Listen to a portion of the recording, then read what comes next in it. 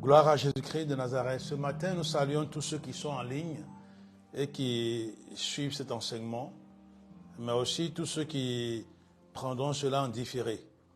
Que le Seigneur vous bénisse abondamment. Nous sommes dimanche 20 août 2023 et la parole de Dieu déclare dans 1 Pierre, le chapitre 4 et le verset 7, la fin de toute chose approche. La fin de toute chose approche. Soyez donc raisonnables, menez une vie ordonnée et sobre dans la maîtrise de soi. La vigilance et le recueillement nécessaires à la prière. J'ai lu dans la version Parole vivante. Une vie de prière.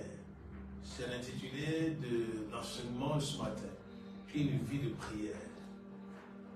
Disciple de Christ, ton intercession bloque l'expression et l'expansion du mal dans le monde. Ne négligons pas l'intercession. Dans Ézéchiel chapitre 22, verset 30, Dieu dit, je cherche parmi eux un homme qui élève un mur, qui élève un rempart, afin que je ne détruise pas ce pays, afin que je ne détruise pas cette nation. Donc Dieu est toujours à la recherche d'intercesseurs, de personnes qui prient en faveur des autres, qui prient pour eux-mêmes, mais qui prient aussi en faveur des autres. Nous allons lire 1 Timothée chapitre 2, les versets 1 à 2. 1 Timothée chapitre 2. La première lettre de Paul à Timothée, le chapitre 2, et du verset 1 verset 2, puis nous lirons le verset 8. 1 Timothée chapitre 2, verset 1. Voici à présent quelques recommandations. Je demande en tout premier lieu que l'on prie, que ce soit des prières d'adoration, des requêtes ou des remerciements, qu'on intercède pour tous les hommes. Verset 2.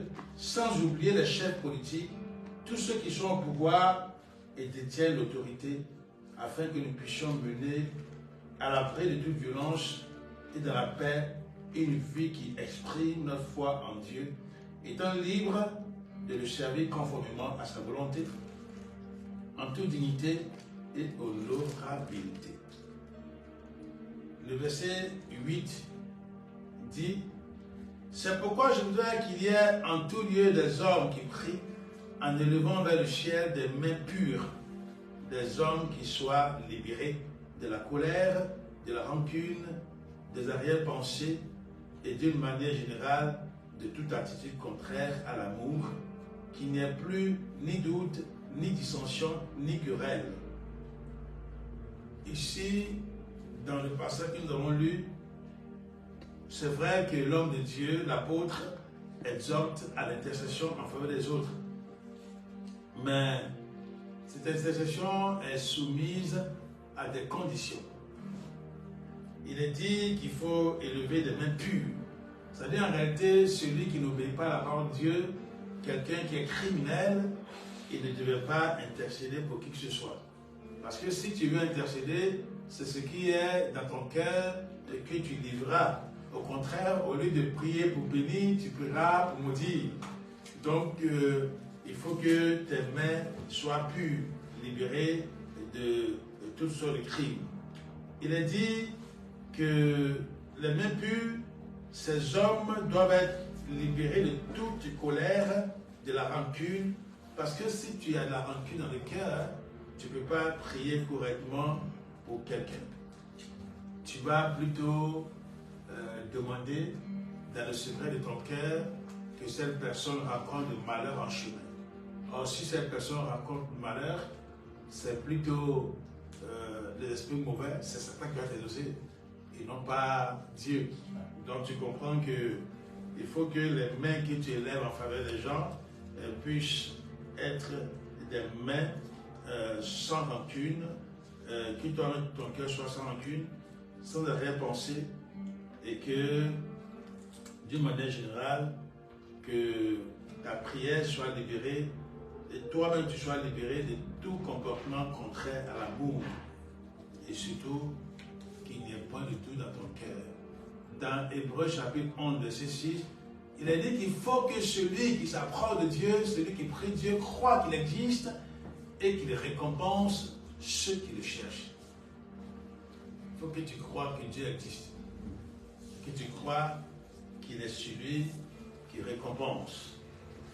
Si tu ne crois pas, alors tu vois que ta prière ne pourra pas résoudre les choses. Il est dit que ton attitude doit être aussi dégagée de toute forme de querelle.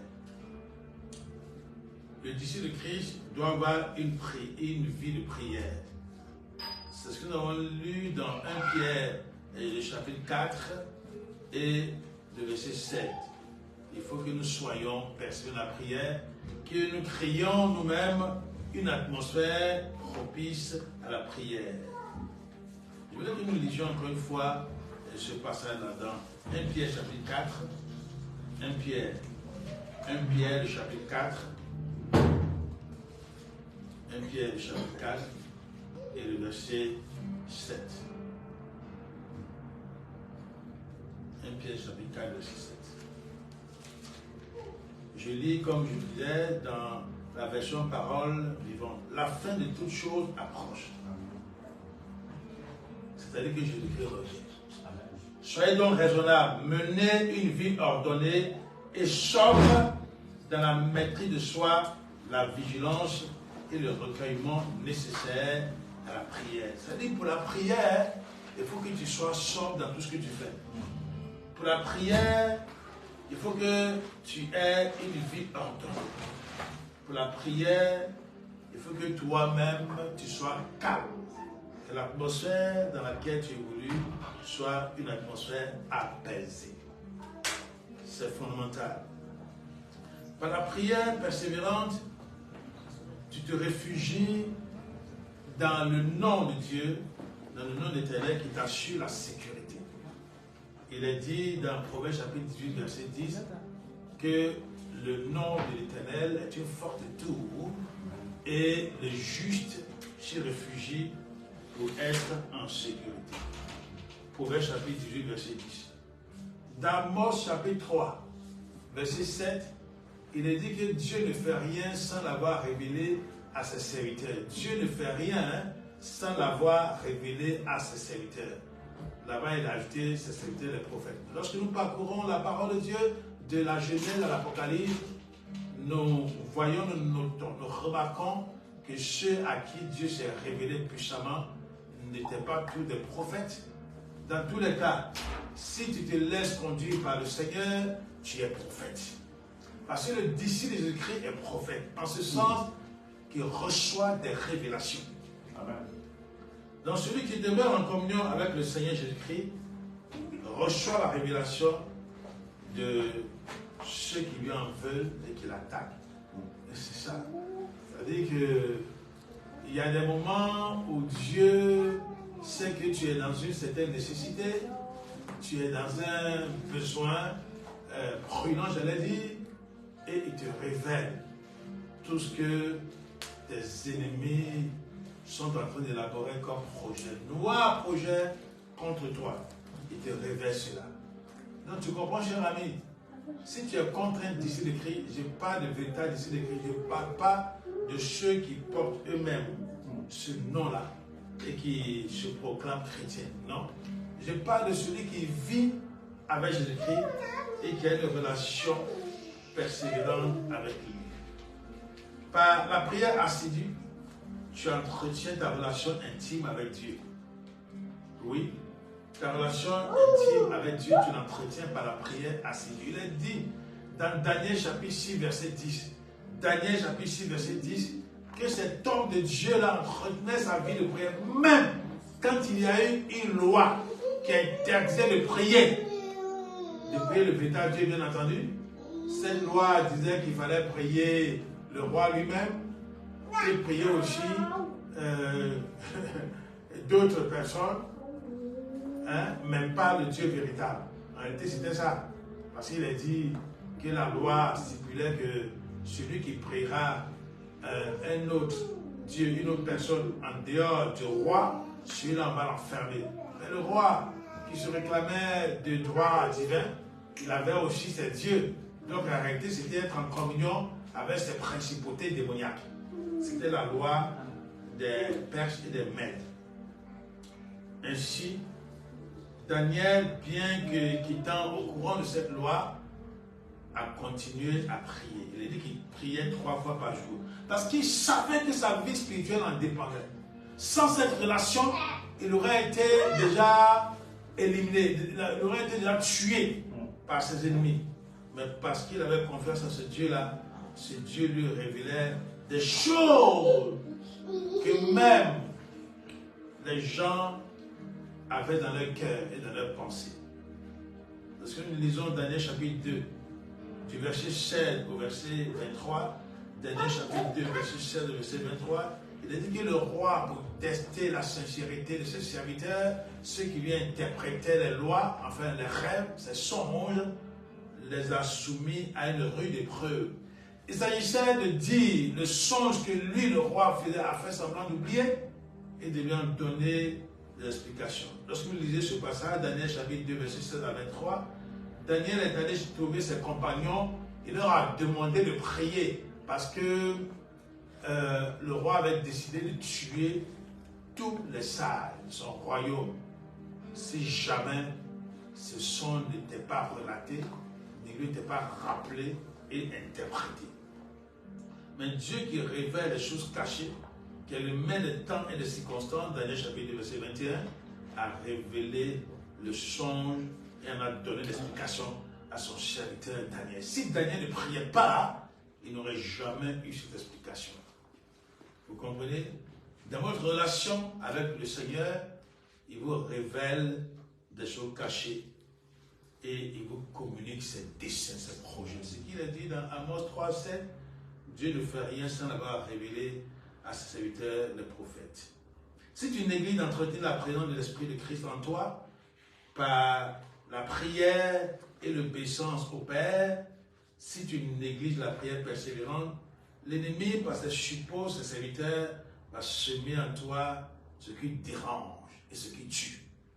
La maladie, l'échec, le péché. Oui, il y a des périodes qui arrivent, des périodes d'attaque.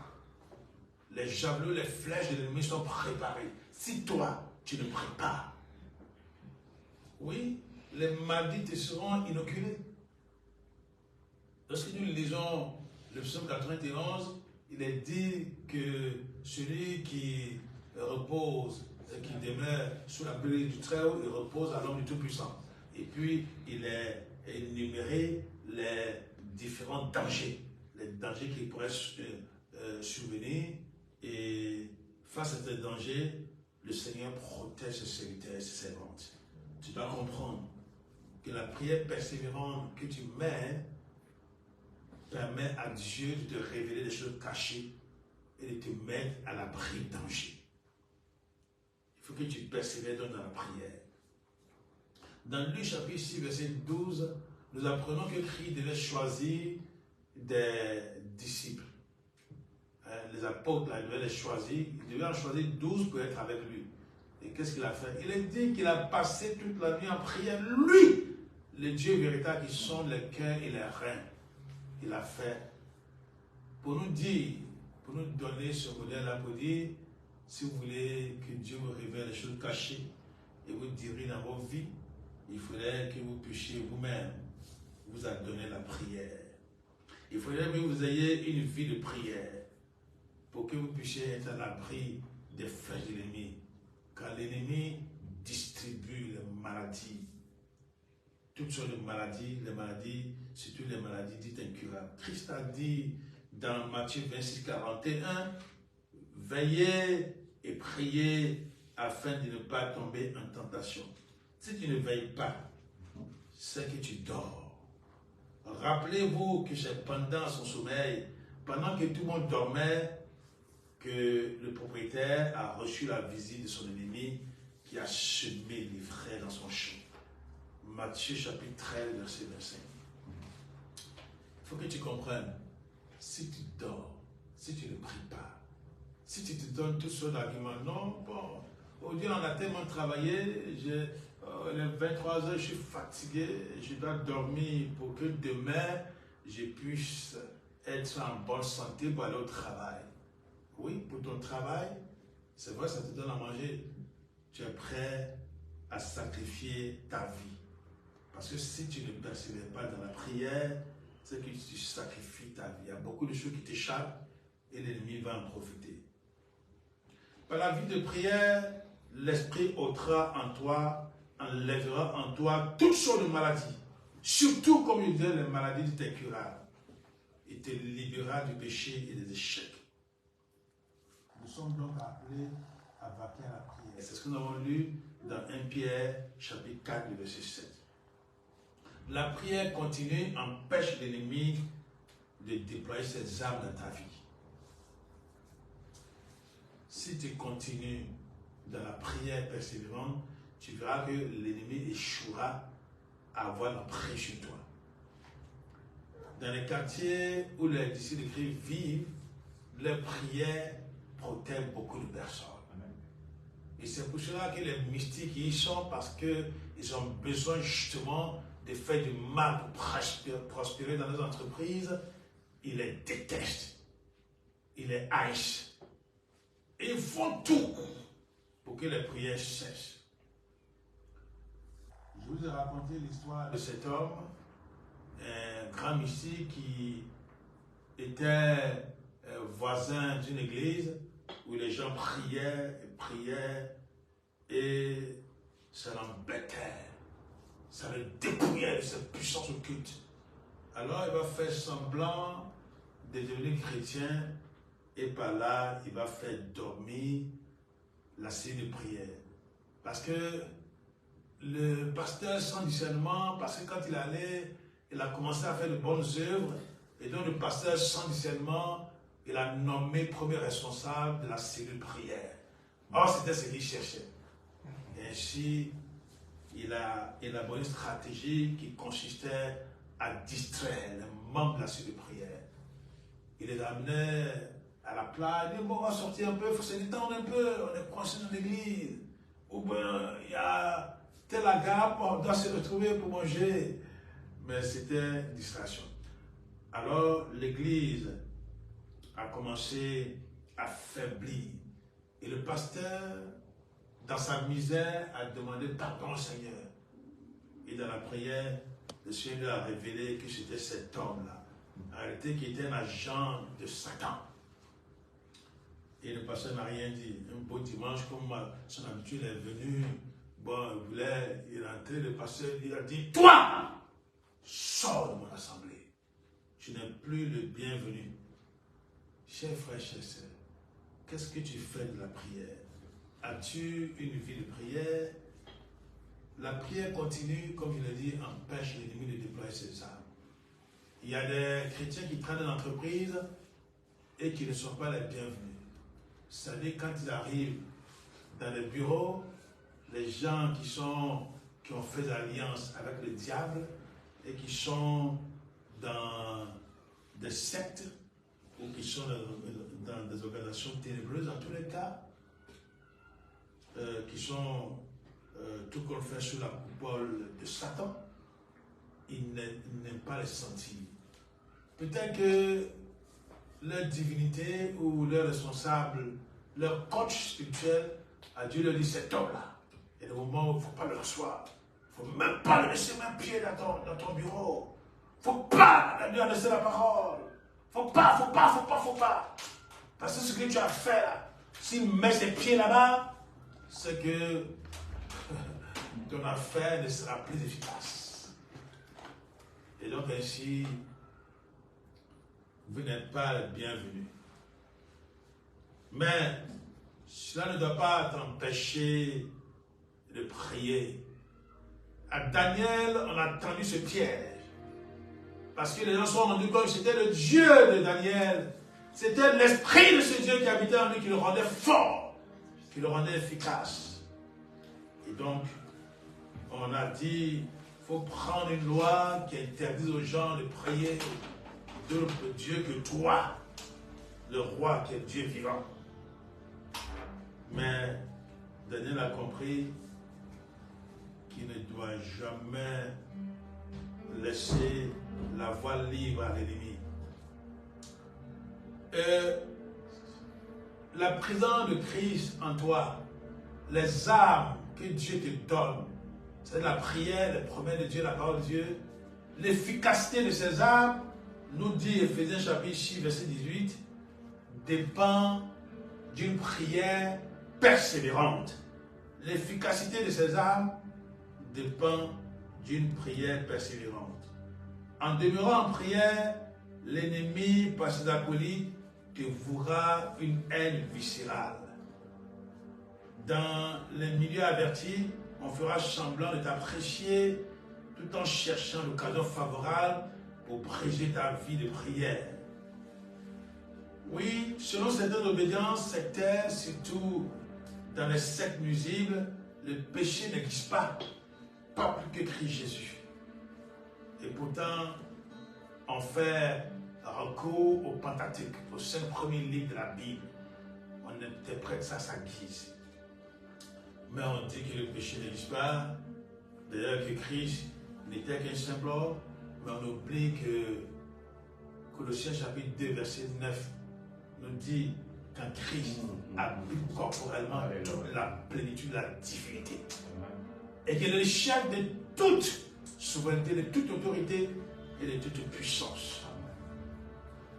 Et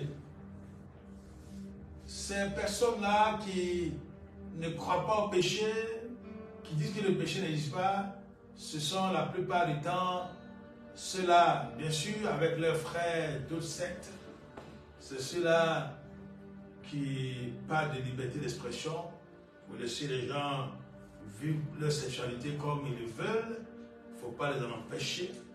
Et pourtant, ces personnes, par l'échec cuisant qu'ils ont subi, ils comprennent que Dieu est avec ceux qui l'adorent, en esprit et en vérité.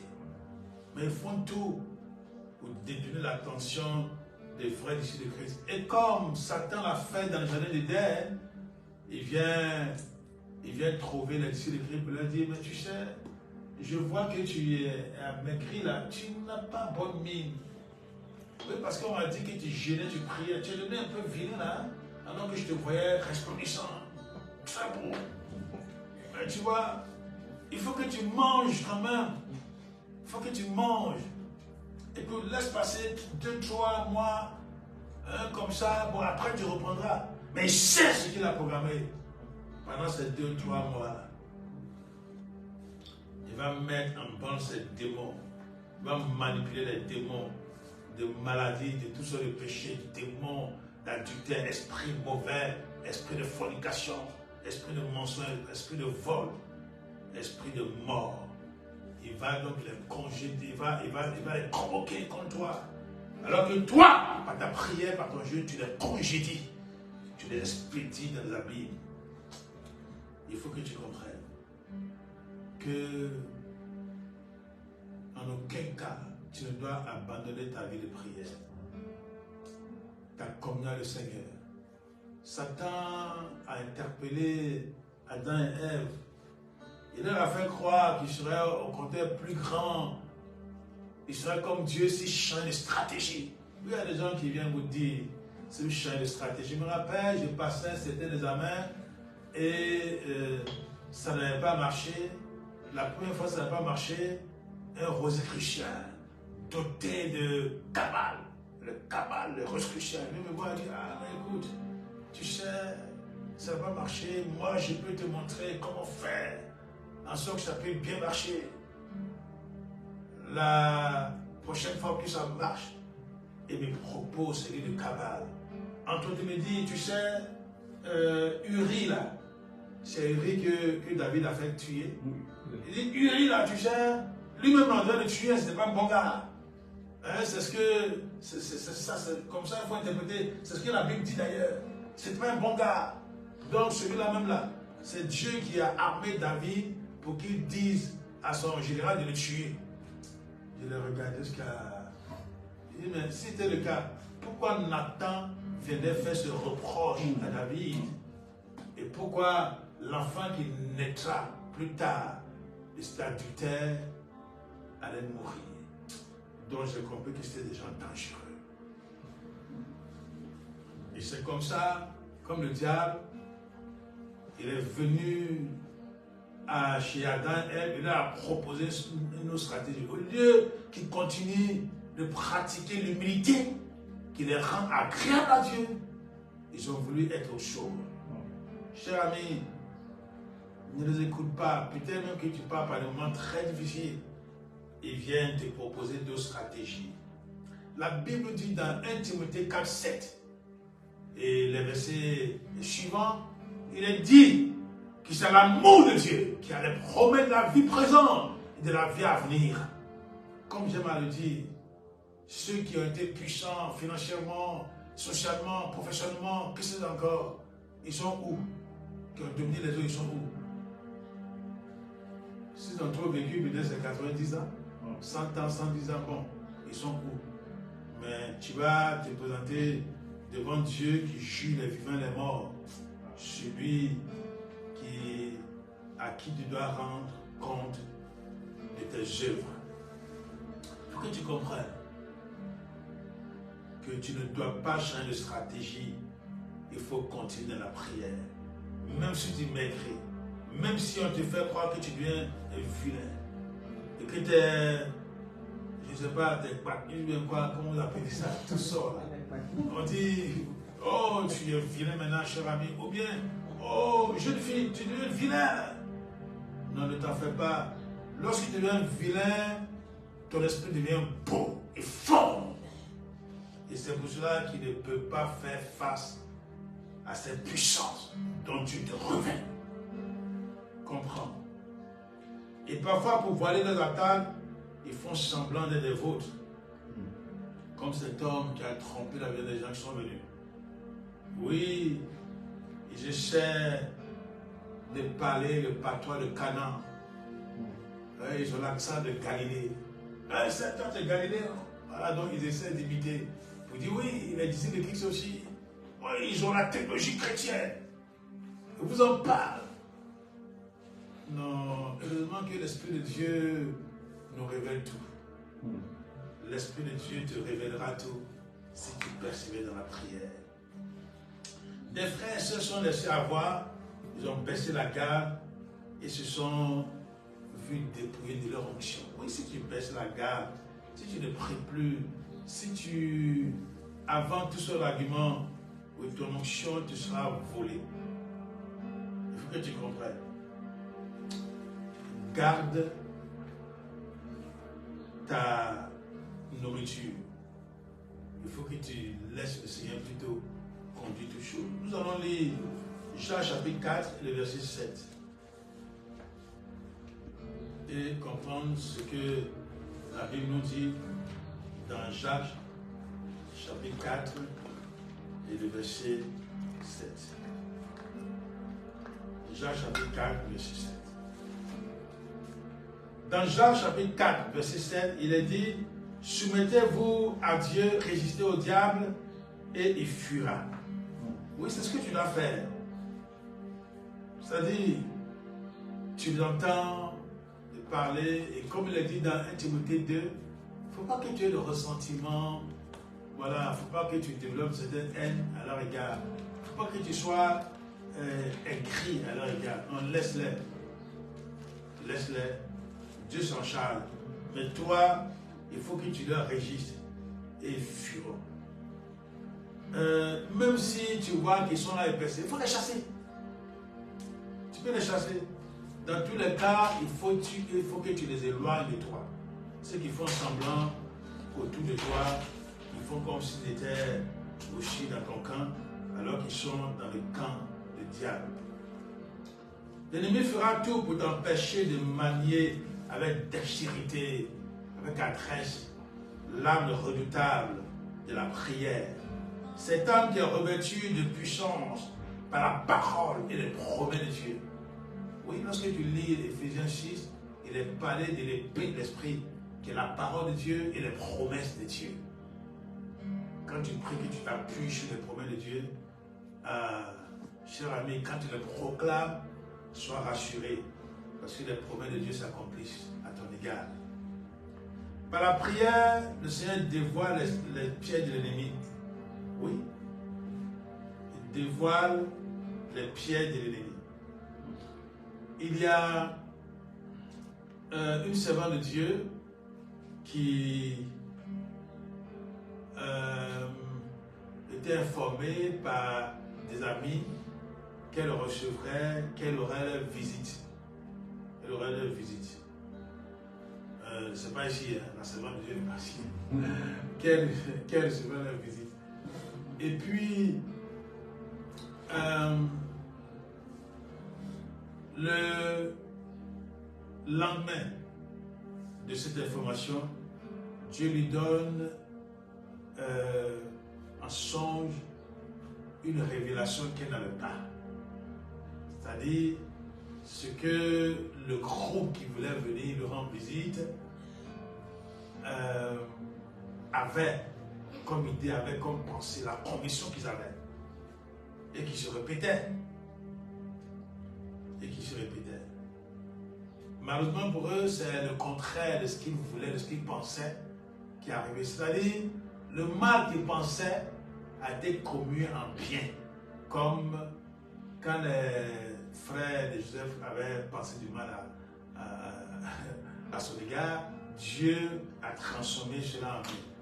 Le mal auquel ils s'entendaient là, ils s'attendaient, pardon, c'est le contraire qui est arrivé à la servante. Et donc, la servante se dit, mais pourquoi Dieu me montre quelque chose comme ça, qui est déjà arrivé, pourquoi? Elle a compris qu'en réalité, Dieu voulait lui dire simplement, ne les reçoit pas. Voilà, ne les reçoit pas. Parfois, il y a des choses passées que Dieu vous rappelle.